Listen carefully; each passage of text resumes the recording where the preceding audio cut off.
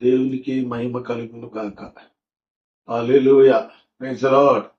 అందరు బాగున్నారా? దేవునికి వందనాలు తెలియజేస్తున్నాం.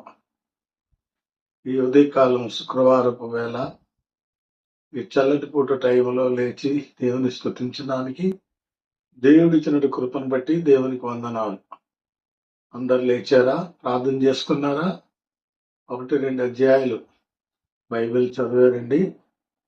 దేవుడు మరో దినం మనకి ఇచ్చినందుకు దేవునికి కృతజ్ఞతాస్తుతులు మనం చెల్లించాలి. ఇది ఎప్పుడు మర్చిపోవద్దు. మోషే అంటాడు, మా దినములు లెక్కించటం మాకు నేర్పు అంటాడు. మనం దినాన్ని లెక్కించుకోవాలండి. మనకంటే అందచందం కలిగిన వారు, గొప్పవారు, డబ్బున్నోళ్ళు, ధనమున్నోళ్ళు, ఒక భాగ్యం కలిగినటువంటి వారు ఈ దినాన్ని చూడలేకపోయి ఉండవచ్చేమో, కానీ దేవుడు తన ఉచితమైన కృప ద్వారా మరో దినం మమ్మల్ని చూడడానికి దేవుడు కృప చూపించాడు. అందును బట్టి దేవునికి కృతజ్ఞతాస్తుతులు చెల్లించారు. కాబట్టి ఉదయకాలపు వేళ అద్భుతంగా ఈ దినాన్ని బట్టి దేవుని మహిమపరచాలి. దేవుడు మిమ్మల్ని నన్ను బ్రతికించి ఉంచాడు కాబట్టి బైబిల్ గ్రంథంలో ఎబ్రీ పత్రిక 11 అధ్యాయము 6వ వచనములో అపోస్తుడైన పౌలు గారు ఎబ్రీ సంఘానికి ఒక చక్కని మాట తెలియజేశాడు. ఆ మాట చదువుతారు, విందాం. విశ్వాసం లేకుండా దేవునికి ఇష్టడైనట అసాధ్యము. దేవుని యొద్దకు వచ్చేవాడు ఆయన ఉన్నాడనియు తన్ను వెతికి వారికి ఫలం దయచేవాడనియు నమ్మవలెను కదా. దేవుని బిడ్డలారా, ఎంత చక్కని మాట అండి. మంచి మాట. విశ్వాసం లేకుండా దేవునికి ఇష్టడే ఉంటే అసాధ్యం. అంటే మన దేవునికి ఇష్టంగా ఉండాలంటే ఏముండాలి చెప్పండి? తప్ప ధనమా, అందచందాల, భోగభాగ్యాల, ఏముండాలి? విశ్వాసం. ఎప్పుడైతే మనకి విశ్వాసం ఉంటుందో దేవునికి ఇష్టడై ఉంటామంట. అందుకని శ్వాసం లేకుండా దేవునికి ఇష్టడై ఉండలేము.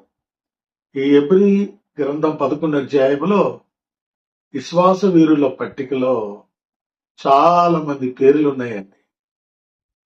ఎంతమంది పేర్లు ఉన్నాయి మనకు తెలుసు. చదవండి 11 అధ్యాయం మీరు చదివితే మీకు అర్థమవుతుంది. అబ్రాహాం పేరు, నోవహు పేరు, ఒకలా ఇద్దరు, మోషే పేరు.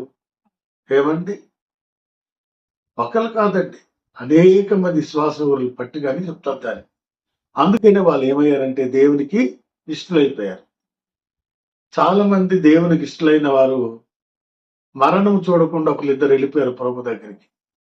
తెలుసు కదా మనకి. ఏలియా మరణము చూడలేదండి. ఆమెకు తెలుసు కదా. ఆమె కూడా మరణం చూడకుండానే ప్రభు దగ్గరికి వెళ్ళారు. అంటే ఎంత విశ్వాసులుగా ఉన్నారో వాళ్ళు ఆలోచించారు. మనం కూడా అంత విశ్వాసం కలిగి ఉంటే దేవునికి ఇష్టలై ఉంటాం. అందుకే దేవుని అందే నమ్మిక ఉంచండి, ఆయన అందే శ్వాసం ఉంచండి. ఏదైనా ప్రభు చేస్తారు అని నమ్మండి. అందుకే ఆ మాట పౌలు గారు రాసి ఉంచాడు. విశ్వాసం లేకుండా దేవునికి ఇష్టడై ఉండుట అసాధ్యం అంటూ ఆయన వద్దకు వచ్చేవాడు ఆయన ఉన్నాడని అడుగువానికి ఫలము దయచేయవలెనని నమ్మవలెను కదా. ఆయన దగ్గరికి వచ్చారుగా. వచ్చినప్పుడు ఏం చేయాలి? ఆయన ఉన్నాడు, మనం అడుగుతే ఫలము దయచేస్తాడని నమ్ముదాం. ఫలాలు పొందుదాం, కార్యాలు కల్లారా చూద్దాం. చాలా మంది వస్తారు, విశ్వాసం ఉంచరు. వీళ్ళ మీద వాళ్ళ మీద నమ్మకం, విశ్వాసం ఉంచుతారు. వద్దు, ఎవ్వరి మీద ఉంచరు. దేవుని మీదే నమ్మకం, దేవుని విశ్వాసం ఉంచినట్లయితే గొప్ప కార్యాన్ని చూడగలరు, అద్భుతాన్ని చూడగలరు. కాబట్టి ఈ 11 అధ్యాయంలో ఉన్న ఈ మాటలు, ఈ ఒక్క మాట కాకుండా రాయబడిన ప్రతి మాట మీరు చదవండి. అలాంటి విశ్వాసం కలిగి ముందుకు సాగాలి. అందుకే ప్రతిదాన్ని మనం నమ్ముదాం. దేవుడు చేస్తాడు, ప్రభు చేస్తాడు. మనమై ఏం చేయలేం, ప్రభు మాత్రమే చేస్తాడు. మనం నమ్మి విశ్వాసం ఉంచి ముందుకు సాగితే దేవుడు మన జీవితంలో గొప్ప కార్యాలైనా చేస్తాడు. అలాంటి కృప దేవుడు మీకు తోడై ఉండి నడిపించును గాక. ఆమె చిన్న ప్రార్థన చేద్దాం. మరి పరిశుద్ధుడైన మా ప్రభువా, ప్రేమగల మా తండ్రి, మీకు వందనాలు, స్తోత్రాలు చెల్లిస్తున్నాం. నీ యొక్క మహాకృపను బట్టి, ప్రేమను బట్టి వందనాలు. గత రాత్రంతా కాచారు, కృప చూపించి మరో ఉదయకాలం మమ్మల్ని సజీవులుగా లేపినందుకు వందనాలు. ఈ దినమంతా మీ సన్నిధి ఉంచమని ప్రార్థిస్తున్నాం. మా శరీర ప్రాణాత్మలను స్వాధీనం ఉంచుకోండి నాయన. ఈ రోజంతా ప్రభు నాయన మా పరిపాట్లు మీరు తోడై ఉండండి. కేవలం నేను భయపరిచే వారుగా చేయండి. కనీసం ఒకరిద్దరికైనా దేవా నీ జనన మరణ పునరుత్థానం గురించి స్వార్థ చెప్పేవారుగా చేయండి తండ్రి. కృప చూపించమని తండ్రి నీకు వందనాలు.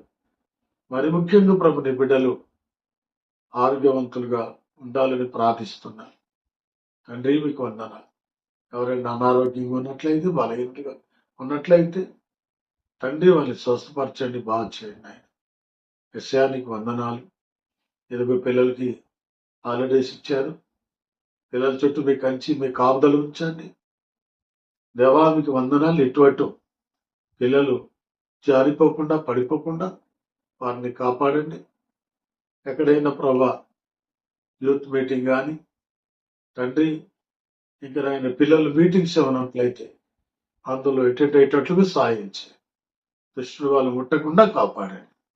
తల్లిదండ్రులు కూడా జ్ఞాపకం చేసుకుని ప్రభు శిక్షల బోధలు వాళ్ళు పెంచేటట్లు కూడా సాగించి దేవా మీకు వందనాలు చెల్లిస్తూ నీ బిడ్డలను మీ హస్తానికి అప్పగించుకుంటాం దేవా. మీకు వందనాలు. మరి ముఖ్యంగా నా తండ్రి నాయన, ఇదిగో ఈ చదవబడిన వాక్య భాగాన్ని మరోసారి వాళ్ళు చదివి గ్రహించి దాని ప్రకారం జీవించి భాగ్యం బిడ్డలకు దయచేయమని యేసయ్య నామములో ప్రార్థించి వేడుకొనుచున్నాము పరమ తండ్రి. ఆమేన్. God bless you. Praise the lord.